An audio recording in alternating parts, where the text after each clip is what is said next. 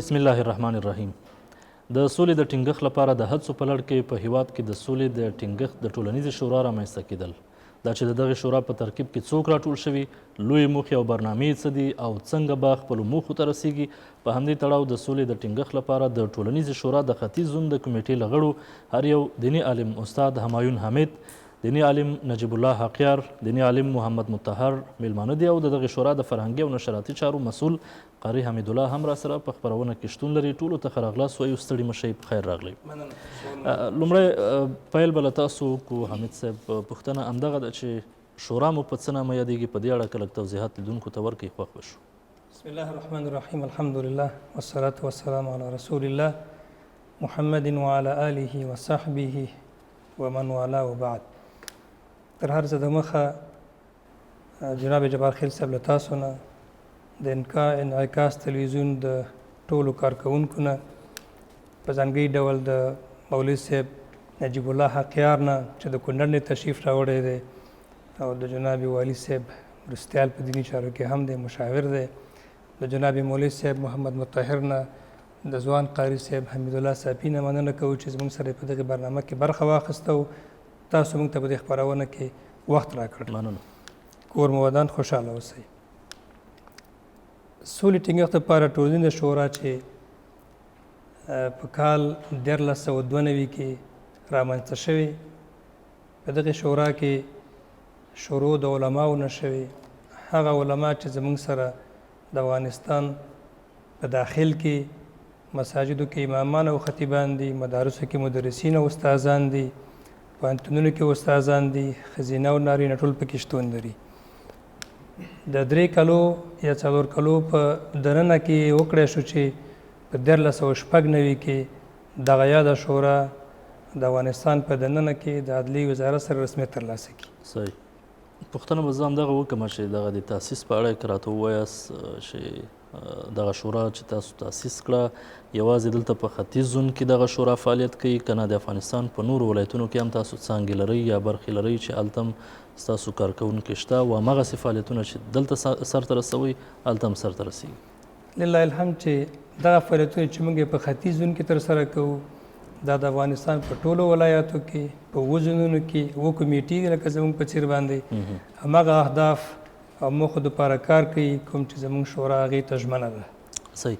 اقیار صاحب پوښتنه همدغه ده چې عمده موخې تاسو څه دي، د دغې د شورا هدف څه و او هغه موخو ته تر څومره بریده تاسو رسېدلي یاست یا په لاره یاست یا د دغو موخو لپاره څه ډول یو مبارزې ته اړتیا ده او دغه مبارزه په اوسنیو شرایطو او په اوسنیو حالاتو کې څنګه مخ ته وړئ؟ الحمدلله والصلاة والسلام علی رسول الله وبعد. ټولو درنو حاضرینو د انعکاس تلویزیون اوریدونکو او لیدونکو السلام علیکم ورحمت الله وبرکاته. مننه.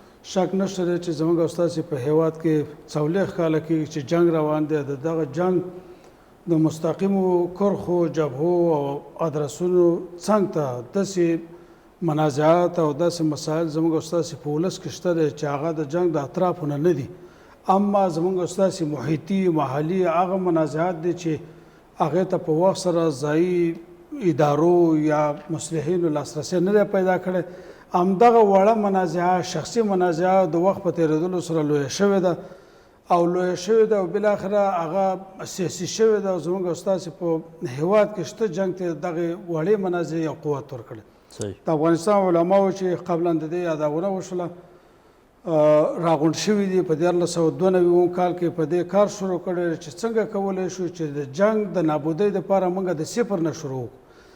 شک نشته دی چې د سولې دپاره د افغانستان د سیاسي سولې دپاره هم برنامې شته او برنامې سیاسي نو په ملي او بین المللي کچه د هغې دپاره هلې ځلې کړي، حمایه کړې ده او بالاخره بهرنیو ډونرانو د هغې دپاره هڅه کړې ده چې د جنګ ته د پای یا د هغې دپاره د حل معقوله لار پیدا کړي. په ډېر تعصب سره چې په زرونو میلیارډونو ډالر په دې لاره کې مصرف شو ولګېده، اما د زرو افغانیو نتیجه د افغانستان نظام ته ولس ته نه ده ورکړې. همدغه اصل ته په درناوي باندې د دې لپاره چې موږ د جنګ نه خلاص شو، چې جنګ زموږ هر طرف ته تللی دی، او کله سیاسي شوی دی، کله اقتصادي شوی دی، کله مذهبي شوی دی، کله سرحدي شوی دی، کله قومي شوی دی، کله سمتي شوی دی، کله چې د لساني شوی دی. د دغه ټولو بدمرغیو نه د نجات دپاره ښه لاره ده چې دا په محل کې خنثی شي. مننه. مطهر صاحب، لکه څنګه چې مخکې عقیار صاحب په خپلو خبرو کې یادونه وکړله، اصلا که چیرې دلته په افغانستان کې د سولې یادونه کیږي نو تر ډیره حده پورې ذهن د سیاسي سولې طرف ته ورځي. موږ 40 کاله نږدې په دغه کشمکش او په دغه حالت کې یو. مسله دا ده چې ټولنیزه سوله څومره مهمه ده، او خصوصا موږ که ورشو په خپله ټولنه کې کورنۍ تاوتریخوالي نه رانیولې، یا د کار په ځای کې یا په نورو ډیرو مسایلو کې له یو ډول له تشدد نه ډک حالت سره مخ یو، یعنې ذهنونه متشدد دي، او که دغه حالت پای ونه مومي نو په ټولنه باندې تر څومره بریده پورې یو منفي اغیزه پرې باسلی شي. او د دغه هدف لپاره تاسو دغه شورا یا دغه کمیټه تر څومره بریده یو مثبت او مثمر کار تر سره کولی شي، او نتیجه باید څه وي تاسو په اند؟ اعوذ بالله من الشیطان الرجیم. بسم الله الرحمن الرحیم.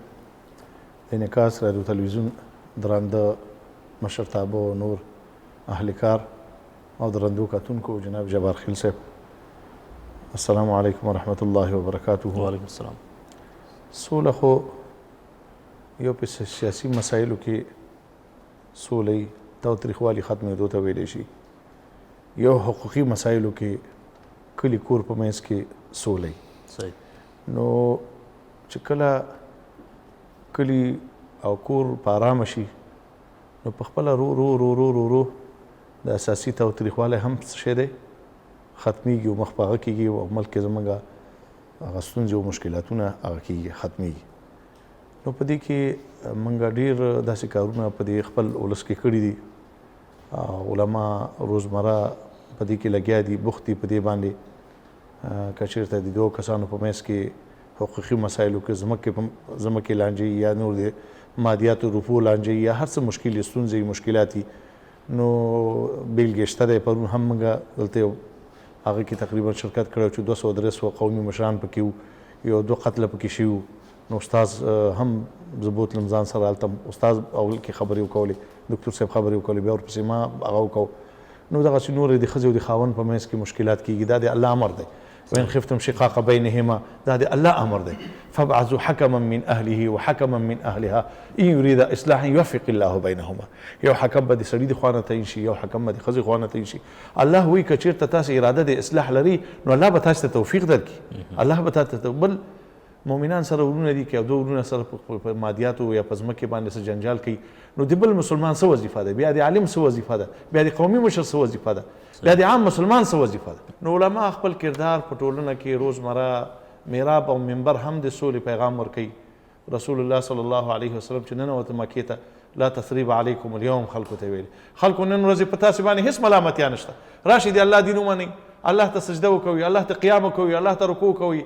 دغه د کامیابۍ ذریعه ده. او عالم هم دا منبر هم د حق وینا ځای ده. نو موږ خلکو ته وایو چې په تاوتریخوالي باندې، په جنګ باندې، فاعف عنهم واستغفر لهم وسخ الاخرى، او بل ته عفو سل من قطعك واعف عمن ظلمك واحسن الى من اساء اليك.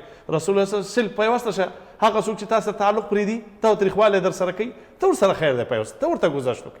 واعف عمن ظلمك، که یو سړی در سره زیاتی کوي، ظلم کوي در سره، ته عفو درگذر وکړه، ظالم ته خیر ته درگذر وکړه. گذشت وی خسرت مردان از فارسی که مطلب دی کنه. و احسن الی من اساء الیک، او احسان کوه، نیکی کوه هغه کس سره چې هغه تا ته ضرر او نقصان رسوي. دا د الله د نبی وینا ده، دا د الله وینا ده. نو د الله موږ د الله بندگان یو، موږ د رسول الله صلی الله علیه وسلم د امت په امتیان کې یو. نو فلهذا هرگز هر چیرې علما او پخوانه اوس خو دا تاوتریخوالی لږ ډېر زیات شوی، 40 کاله د بدبختیو کې دا وطن اخته دی، خو علماو همیشه میراب او منبر د سولې لپاره استعمال کړی دی. او پیغام ولسونو ته، قومونو ته دا دی چې قومونه الله جدا جدا قومونه پیدا کړي دي. بهترین انسان ان اکرمکم عند الله اتقاکم، چې چا کې تقوا وي، چا کې سوله وي، چا کې مینه او محبت وي، چا کې یو بل سره رحم او شفقت او مهرباني وي. ډېره مننه. قاري صاحب، راځو همدغو مسایلو ته په کتو سره، لکه څنګه چې مخکې موږ یادونه وکړه، یو د سیاسي سولې مسله ده.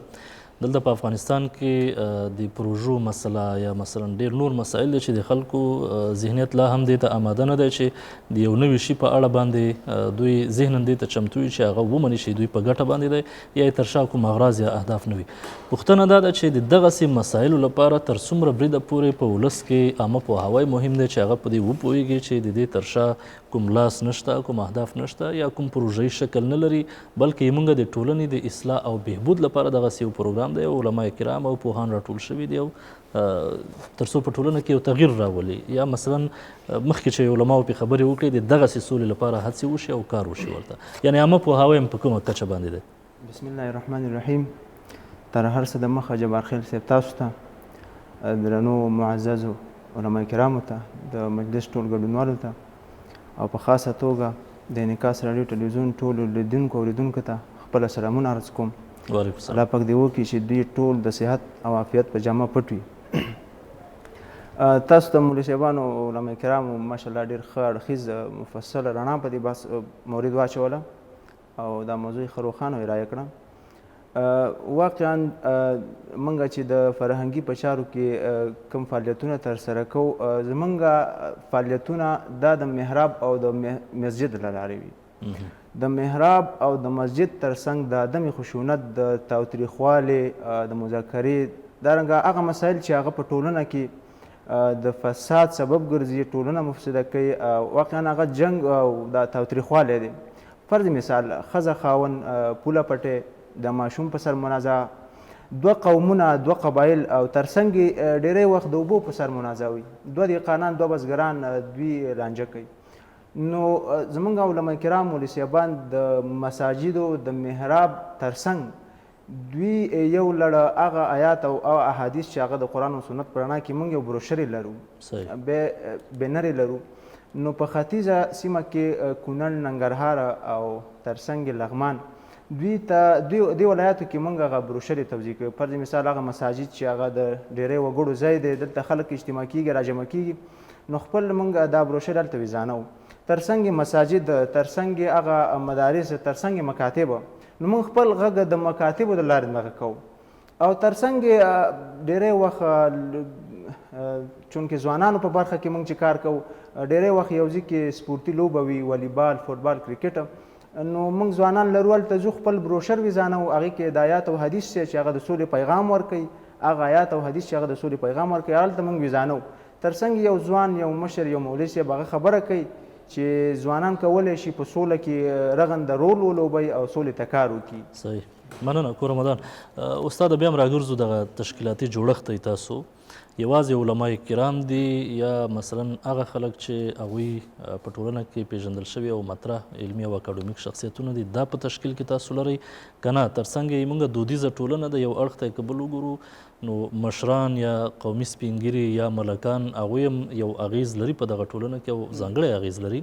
نو په دغه تشکیلاتي جوړښت کې مو دغه خلک هم ځای کړي دي، دغو ته هم پاملرنه کړې، او بل د کورني تاوتریخوالي مسایل که چیرې را پیدا کیږي او تاسو د هغوی د حل لپاره مټې را بډ وهئ، نو طبعا په هغې کې نه یوازې دا چې نارینه بلکې ښځینه هم شتون لري.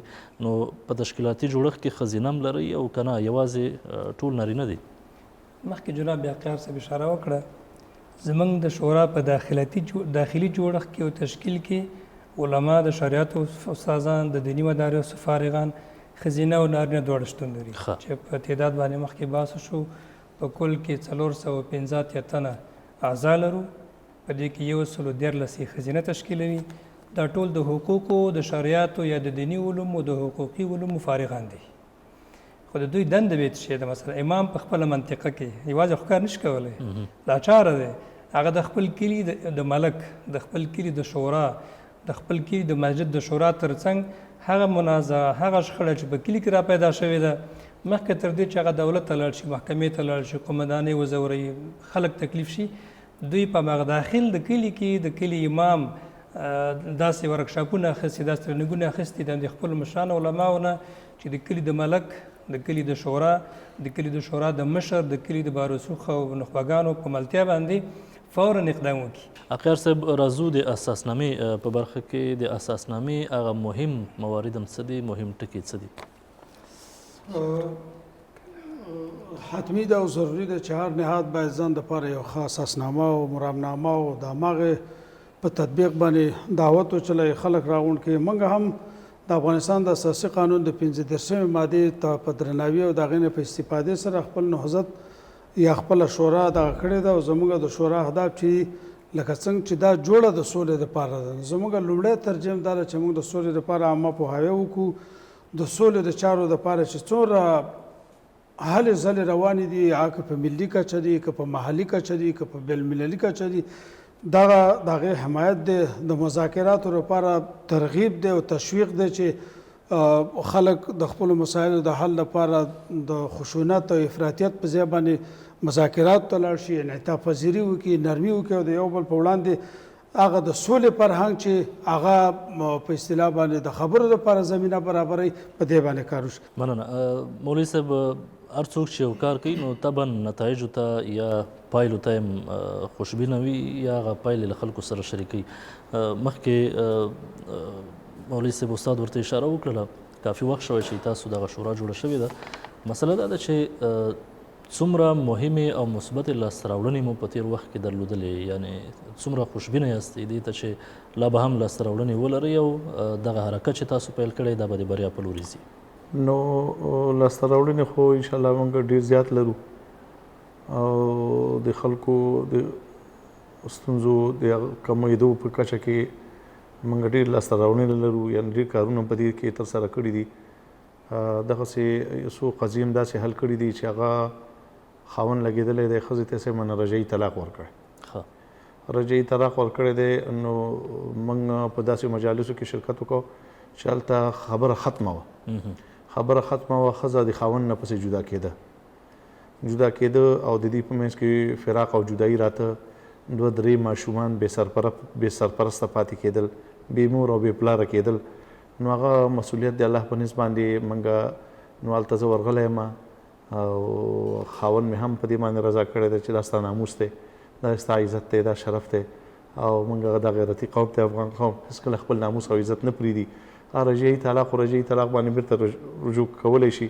نو ته د خپل ښځې او بیبي ته مې ویلي دي چې صاحب منه بچی دا ستا خاوند دی او دا هېڅ حال کې دا خو ته مطلقه شوې، ټول خلک به تا ته پیغور به هم درکوي، د الله په نسبت باندې ابغض المباحات دا حدیث مې ورته لوستی دی. نو په دې کې سره یو ځای شوي دي، تر اوسه پورې د الله رحم دی. هغه چې اوس بختنه کوم 4-5 ماشومان یې نور هم هغه شوي، ښه خوشحاله ژوند تېروي. نو دا زموږ لوستی کور جوړ شو که نه، دا کور جوړېدل نو دا ډېره غټه خوشخبري ده چې یو مسلمان د دغه جدایي نه او فراق نه او دغه هغه نه هغه شي دواړه سره یو ځای شي، مینه او محبت ژوند شروع شي. نور داسې د قتل او قتال ډېرې قضیې داسې پېښې شوي دي صاحب منه د خلکو په منځ کې حقوقي معاملاتو کې چې هغې کې موږ کې استاد هم د ټولو کردار ادا کړی دی چې یو قتل هم پکې شوی دی صاحب منه. بیا خلک موږ په یو دسترخوان باندې راجمع کړي دي، موږ دا پیغام ورکړی دی چې واقسطوا ان الله يحب المقسطين، که عدل او انصاف خو داسې بلا غرض علماو څه غرض نشته، ګور څه غرض نشته چې مقصد څه مدعا او مطلبي، خاص غرض زموږ د الله رضا ده. بلا عوضین د مادیاتو څه بدل نشته دی، بلا حسن جمال. موږ د چا د مادیاتو نه متاثره کیږو، نه د چا د مال دولت نه متاثره کیږو او نه د چا د روپو نه. موږ د الله رضا مقصود او مطلوب دی. رسول الله صلی الله علیه وسلم مسجد نبوي د سولې لپاره استعمال کړو، منبر د سولې لپاره. نو فلهذا موږ د هغې امت او وارثان یو، موږ هم دغه میراب او منبر د سولې لپاره استعمالو چې تر هغې پورې اصولو کې خوشحالي راشي، مینه او محبت راشي او دغه د جنګ نه پدیده چې ده دا د ملک نه په دسترخوان یې راغونډ شي. رمضان قاري صاحب، بیا هم راځو تاسو ته، وخت کم دی نو که په لنډو ټکو دغه معلومات له تاسو نه راواخلم. زه پوښتنه دا ده چې یو خو په ولسي کچه یا د علمای کرامو په وسیله باندې د منبر له لارې خلکو ته پیغام رسوئ یا مثلا هغه خپل فعالیتونه خلکو ته څرګندوئ. نن سبا تاسو پوهیږئ چې د میډیا دور دی، د رسنیو دور دی او سوشل میډیا کې خلک خصوصا په ټولنیزو رسنیو کې ډیر فعال دي او هر څوک یو رسنۍ په واک کې لري او ډیر خلک اوس انټرنیټ ته لاسرسی لري. په دغه برخه کې هم څه کار کړی؟ یو خو ولسي کار دی یا ولسي پوهاوی دی یا د علماو له لارې چې د منبرونو له لارې هغوی عامه پوهاوی ترسره کوي، د میډیا له لارې یا د رسنیو له لارې تاسو برخه څومره پیاوړې ده چې عامه پوهاوی وکړئ او خلکو ته دا پیغام تر لرې لرې ورسوئ؟ ډېره زیاته مننه، ډېره ښه پوښتنه ده. د نورو فعالیتونو ترڅنګ د محراب او د منبر له لارې موږ مدني نهادونو سره اړیکې لرو، ترڅنګ رسنیو سره اکثره زموږ برنامې دوی راغواړو د دوی په حضور کې موږ خپل مجالس دایرو او بله د هر کال په جریان کې موږ یو میاشت دې ته ځانګړې کړې چې هغه د سولې نړیوالې ورځ پای کې لمانځل کېږي بیا موږ خپل د 1.5 نفر په تعداد کې مولسیبان یو ځای ګورو هلته خپل یو د سولې پیغام او د دې سولې د ورځې د تجلیل او د مناسبت او دغه په مناسبت چې ولمانځل شي نو یو غونډه دایره وو ترڅنګ موږ خپل یو فیسبوک پاڼه هم لرو د هغې د سوشل میډیا خواله رسنیو کې موږ فعالیتونه جاري ساتو موږ ډېری علما کرام دوی فیسبوک ته لاسرسی لري سوشل میډیا خواله رسنیو کې دي ډېر فعال دي ماشاءالله نو د یزون په کچه موږ یو پاڼه هم لرو د خپل ادرس نه هغې نه خپل د سولې پیغام او دا شیان نشرو ترڅنګ موږ یو ګروپ هم لرو په واتساپ کې زموږ ختیځ زون کې چې کوم علما فعال دي دوی خپل فعالیتونه او راپورونه په هغې کې شریکوي او په هغې کې بیا سره موږ استاد راځو دې ته چې طبعا څوک چې یو حرکت کوي یا دغه ډول فعالیتونه کوي نو هغه د نورو همکارۍ ته اړتیا لري او دا په مشترک ډول یو مشترک مسؤلیت دی چې مخ په وړاندې ځي نور کم بنسټونه دي چې هغوی له تاسو سره همکاري کوي یا مرسته کوي یا له هغوی سره په همغږۍ فعالیتونه مخ ته وړي داسې بنسټونه یا نهادونه شته بلې زموږ د کار ساحه چې موږ د سولې پیغام خلکو ته لرو د تاوتریخوالي کچه کمول او بالاخره لمنځه وړل دا زموږ هدف دی اساسي هدف مو دا دی دغې هدف ته د رسېدو دپاره هر هغه اداره چې په دغې هکله باندې کار کوي موږ د هغوی سره هم کار هغوی زموږ سره هم کار پخوا د سولې عالي شورا وه هغوی سره زموږ توافقنامې شته لاسلیکنامې هم سره امضا شوي دي د مرکزي دفتر نه د عدلیې وزارت د خوا نه د ولایت د لارې نه زموږ د همکارۍ پیغام ټولو ادارو ته ریاست اوقاف ته د علماو شورا ته معارف ته خزینه او چارو ریاست ته او نور ارګانونو ته چې په دې هکله باندې هغوی ګام پورته کړی دی هغوی سره زموږ توافقنامې شته او همکارۍ سره تبادله کېږي د سولې د عالي شورا سره مخکې زموږ بیا ناستې شوي دي موږ د هغوی سره په ناستو کې برخه اخیستې د هغوی زموږ په مجلسونو کې برخه اخیستې خو له بده مرغه چې اوس د سولې عالي شورا په ولایتي کچه باندې فعالیتونه نه لري مرکز کې لري نور هره اداره مخکې د سولې کاروان په نوم باندې د هلمند نه راکت شوی هغوی ته موږ لږ بیک ویلی د هغوی موږ ته دعوت کړل دفتر ته خپل راوغوښتل هغوی سره مناسته وکړه د هغوی اهداف پالیسۍ مو واورېدې هغوی زموږ او موږ له هغوی څخه متاثره شو ځینې حرکتونه او ځینې فعالیتونه زموږ د هغوی سره شریک وو و موږ چون دغه مخکې درته بیا مورثیبانه وي چې زموږ کار د صفر نه شروع شوی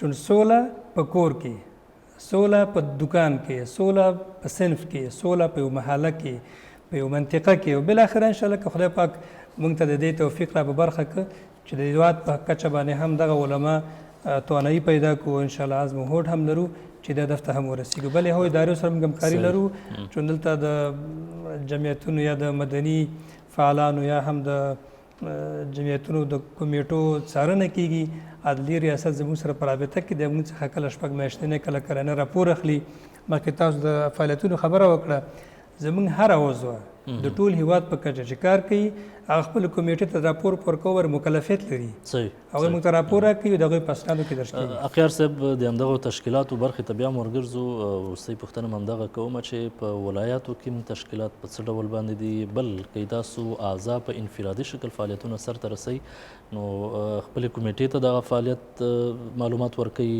او که نه یو بله مرجع تاسو لرئ مثلا په مرکز کې په کابل کې یا په نورو ځایونو کې چې هغې ته دغه معلومات ورکوي که نه د ختیځ زون دغه کمیټې ته د معلومات سپاري یعنې دغه د اعضاو هغه د فعالیتونو د ثبتېدو په اړه تاسو څه ډول یو ستراتیژي یا پالیسي لرئ شک نشته جوار خیل صاحب چې دا یو منظمه ده او د په خپل ترتیب سره هغه اداري پروسیجر چې د دوی ترمنځ دی هغه په دې شکل دی چې موږ خو په مجموع کې دغه یوه شورا لرو چې هغه شورا اجتماعي برای تحکیم صلح یا د سولې ټینګښت ټولنیزه شورا یا SCCP چې دغه نومونه دي دوی په زونونو کې د زون په سطحه باندې شوراګانې لري او په ولایاتو کې ولایتي سیستم سره یو مجلس لري چې ټول اعضا خپل کاري راپورټ ولایت ته ورکوي ولایت زون ته ورکوي زون مرکز ته ورکوي مرکز هغه بیا په شپږو میاشتو کې وزارت عدلیې ته ورکوي دا یې هغه پروسیجر دی موږ دغه عمومي شورا په همدغه ساختار کې کار کوي هیئت رهبری چې دا 13 کسان لري. په هغې کې د انتخاباتو د لارې نه ټاکل شوي دي. هغې خپلې برنامې په کابل کې چې دا تقریبا د زیاتو ولایتونو نه نمایندګان پکې لري، نو هغې خپلې برنامې د هماغه رهبري شورا په ساختار کې مخې ته وړي. هیڅ قسم پنډ موږ نه لرو، نه چا راکړی دی، نه چا ته څه ورکړي دي. د دې عوض چې دی موږ یوازې د رب العالمین نه غواړو، او دنیا کې موږ عوض دا دی چې زموږ ټولنه د جنګ نه خلاص شي، د افراطیت نه خلاص شي، د خشونت نه خلاص شي، او موږ په یو معتدل نظام کې، په یوه معتدله ټولنه کې چې هغه د سولې ټولنه د یو هوسا ژوند ولرو، او زموږ راتلونکي نسلونه لکه تیر کې چې دا د سولې لپاره یو مترقي وطن او یو مترقي ملت، همدغه شانې چې اسلام د سولې ډګر دی، د سولې دین دی. موږ هم دغه یو مثال باید نور دنیا ته ورکړو چې ګوره موږ مسلمانان یو او زموږ په منځ کې داسې مینه او محبت. استاد وروستۍ پوښتنه له تاسو نه هم کوم او لنډ ځواب هم غواړم. هغه دا چې دغسې شوراګانې یا دغسې حرکتونه که پیلېږي نو طبیعي ده که افغان شموله وي، لکه څنګه چې تاسو وویلې چې په ډېرو ځایونو کې تاسو کمیټې لرئ او هغوی خپل فعالیتونه بیا اړوند مسؤلینو ته سپاري، بیا په ټوله کې عدلیې وزارت ته دوی خپل فعالیتونه سپاري. د افغانستان کې بېلابېلو ژبو درلودونکي خلک ژوند کوي. مثلا د مذاهبو په لحاظ که موږ راواخلو، له حنفي مذهبو سره د جعفریه مذهب والا هم اهل تشیعونه هم شته ده. بل په افغانستان کې ځینې داسې سیمې دي چې هغه د کورني تشدد یا تاوتریخوالي پیښې پکې ډېرې زیاتې دي، او ځینې سیمې بیا داسې دي چې هلته بیا دغه حالت نورمال دی. په دغسې یو وخت کې مثلا څه کول پکار دی چې د یو الګو په توګه یا د یو نمونې په توګه تاسو یوه سیمه خلکو ته وښایاست چې هلته مثلا تاسو فعالیتونو ډېره ښه نتیجه ورکړې او حالت سم لور ته روان شوي دي. په دغه اړه یو لنډ مثال تاسو غواړم، او دغه په تشکیلاتي جوړښت کې مثلا د جنسیت مسله، د قومونو مذاهبو او دغه مسایلو باندې لږ معمولي رڼا که تاسو واچوئ. مخکې مې درته ویلي چې زموږ دغه شورا کې لله الحمد الله نه ډېر شکرګزاره یو ټول افغانان پرته د کوم تفکیک نه، نارینه ښځینه، پښتون، تاجک، ازبک، ترکمن، سني، شیعه، تورنګ، د افغانستان د څلور ولایتونو د ټولو د افغانستان په جغرافیه کې د څومره افغانان چې دي د هغوی په استازولۍ زموږ سره خلک شته. زه ډېر ویاړ کوم په دې باندې چې یو ځای کې زه مانځه ته مخکې شو، زما تر شا شیعه ولاړ و، یعنې ما ته شیعه لمونځ کړی. موږ سره شیعهګان دي، هغه فقهي مسایلو کې سره بحث راغلی دی، هغوی موږ قانع کړي، موږ هغوی د هغوی خپل مذهب د هغې کې سره موږ کار نه لرو. خشونت ته موږ خبره نه ایستلې. د دین په اصولو کې که هغوی زموږ سره کوم مشکل درلوده، هغوی خپل کار، زموږ خپل کار. د مفهومي مسایلو کې موږ د هغوی سره کوم لانجه او مشکل نه لرو. همدا رقم ته د ژبني تعصباتو پر وړاندې زموږ د شورا کاملا متفقه او متحده ده. هېچا ته اجازه نه ورکوو چې زموږ د شورا د ادرس د لارې نه تعصبي، قومي، ژبني او سمتي تعصبات طلبونه وهي. زموږ د عضویت یو شرط دا دی چې هغه به زموږ په اصول باندې برابر کړي چې ته زموږ د اعضاو څخه یو کس د افغانستان په دننه کې په دغسې دلایلو باندې ثابته شي هغه تعصب ته کار کړی، که هغه مذهبي دی، که جنسیتي دی، که قومي دی، که لساني دی، دغه ټکي د هغه د دې شورا څخه د اخراج سبب ګرځي. او بیا هم پوښتنه کوم، ځینې مثالونه خلک ورکوي چې یاره په دغه برخه کې مثلا زه مثال وړاندې کوم چې دغلته زما کار ډېر مؤثر و او نورو ته یې د نمونې په توګه وړاندې کوي که نه. یعنې تاسو د فعالیتونو په جریان کې د افغانستان په ټولو ولایاتو کې که وښیو کومه داسې سیمه وه چې هغه د نمونې په توګه تاسو ووایاست چې یاره تاسو د کار او زیار په نتیجه کې دغسې یو سمسمکی رامنځته شوی دی. بدخشان کې زموږ علما کار کوي، په مزار کې زموږ علما کار کوي، په هرات کې زموږ علما کار کوي. نو اوس خو میډیا د خیر ده، کله کله بعضې خبرې موږ پټوو، خو دا به داسې لنډه ووایو. کله موږ د ځینې پښتونشینو سیمو ته جړا راشي چې ازبرای خو دا موږ هم حق لرو چې په د افغانستان په دننه په جغرافیه کې زموږ فلانکی ولایت لکه د فلانکي ولایت غوندې ارام ژوند هغه نوم نه اخلم، ځکه چې بیا مخکې وي چې زموږ تعصب نه غواړو او نه ورته کار کوو، نو داسې خبره کول غواړو چې هغې څخه د تعصب بوی راولاړ شي. او کله کله موږ علماو ته دا خبر تاسو په خپلو سیمو کې وکړئ چې ولې موږ هم د افغانستان په جغرافیه کې ژوند کوو، آیا موږ حق نه لرو چې موږ د هغه ولایت غوندې کار وکړو؟ زه د ننګرهار سیمې اوسېدونکی یم. هغه تاوتریخوالی چې په دې مسله باندې یو څو چاته وایي چې داسې مه کوه، هغه ښه خبره وي، وایي پلار دی او نیکه دی، نور ځینو کې بردوچ شم خبره ورته وکړي، خبره خلاص شي. زموږ وړه خبره د کنځلې سبب ګرځېږي، کنځله مو د خشونت سبب ګرځېږي، خشونت د قتل سبب ګرځېږي. خو په نورو منطقو کې یو شمېر منطقې داسې شته چې هغوی اصلا داسې بحث نه کوي چې هغه خشونت ته یا تاوتریخوالي ته ډېره مننه کور رمضان چې راغلی او د دغې خپلې شورا د فعالیتونو په اړه معلومات له لیدونکو سره شریک کړل. کور رمضان یعنې په ټوله کې موخه او هدف همدغه دی چې له تشدد نه ډک فکر باید شاته پرېښودل شي او ټولنه د واقعي سولې په لور لاړه شي چې هغه له کورونو پیلېږي، له چم، کلي، ګاونډ او محلې نه پیلېږي او دا تر ټولو مهمه مسله ده. کور رمضان ډېره مننه. او یو مثال بخره غواړم چې موږ مخکې دا د تعصب خبره وکړه، پخوا به د دین او د عصر په منځ کې دا دیني علوم دي، دا عصري علوم دي. د ننګرهار د پوهنتون استاد یم او موږ د پوهنتون د مشرتابه سره په سلا مشورې سره وویل چې موږ د شریعت او د طب پوهنځي ترمنځ سیالي په کار اچوو. د شریعتو محصلین مکلف شول چې هغوی به په کیمیا او بیولوژي کې پوښتنې جوابوي او د طب پوهنځي محصلین مکلف کړي تاسو په دیني علومو کې پوښتنې جوابوي. ډېره مننه کور رمضان. بهترین بحث مننه. نو درنو لیدونکو دا بحث همدلته پای ته رسیږي. تر بیا ښه وخت.